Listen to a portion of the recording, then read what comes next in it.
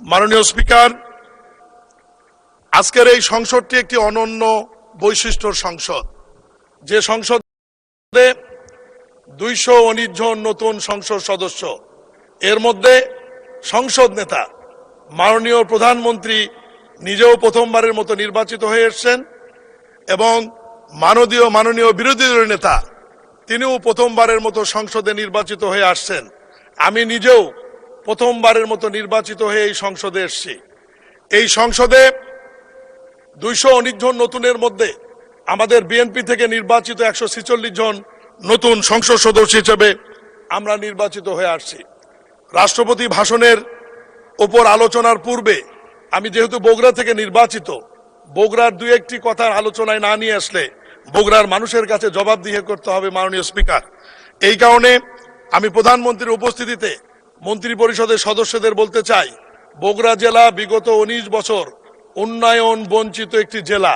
কারণ শহীদ রাষ্ট্রপতি জিয়াউর রহমানের জন্মস্থান, বেগম খালেদা জিয়া সেখান থেকে বারবার নির্বাচিত হয়েছে এবং বর্তমান প্রধানমন্ত্রী জনাব তারেক রহমানের জন্মস্থান হবার কারণে বিগত সরকার, বিনা ভোটের স্বৈরাচার সরকার, বগুড়ার দিকে কোনোদিন চোখ তুলে তাকায়নি। এই কারণে আমি অনুরোধ করব যে প্রকল্পগুলি চলমান আছে, যেমন বগুড়ার বিমানবন্দর, সিরাজগঞ্জ থেকে বগুড়া পর্যন্ত রেল সেতু, বগুড়ার বিশ্ববিদ্যালয় সহ বগুড়ার যে জরুরি অবকাঠামো উন্নয়ন এবং উন্নয়নের রাস্তাঘাট সহ যে বিষয়গুলো সংশ্লিষ্ট মন্ত্রণালয়ে বিবেচনাধীন আছে, মাননীয় মন্ত্রীরা আপনারা দয়া করে বগুড়ার উন্নয়নের জন্য যা যা করার প্রয়োজন, 19 বছরের ঘাটতিগুলি, 19 বছরের অনুন্নয়নের বিষয়গুলি আমলে নিয়ে জরুরি ভিত্তিতে এ ব্যাপারে পদক্ষেপ গ্রহণ করার জন্য অনুরোধ করছি।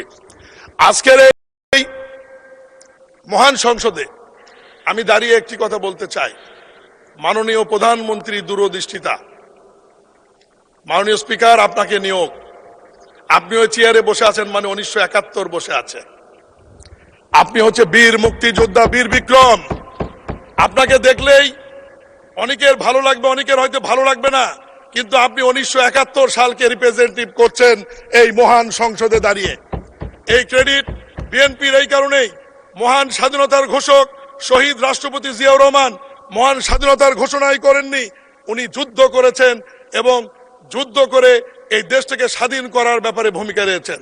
আজকে ট্রেজারি ব্রাঞ্চে, সরকারি দলের ব্রাঞ্চে আজকে আমাদের আনন্দের বিষয়, বহু মুক্তিযোদ্ধা আমাদের সামনে বসে, জয়নাল আবেদিন ফারুক, আমাদের মনিরুল হক চৌধুরী, আমাদের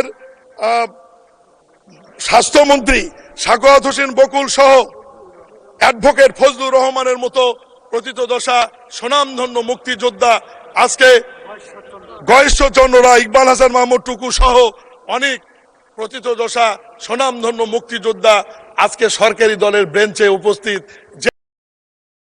যেটি বিরোধী দলের মধ্যে খুঁজে পাওয়ার কোনো সুযোগ নাই। মাননীয় স্পিকার, মাননীয় সদস্য, এক মিনিট, বিরোধী দলের বেঞ্চেও মুক্তিযোদ্ধা রয়েছেন। আমি নিজেই রণাঙ্গনে দেখেছি গাজী নজরুল ইসলাম সাতক্ষীরা, তিনি একজন মুক্তিযোদ্ধা।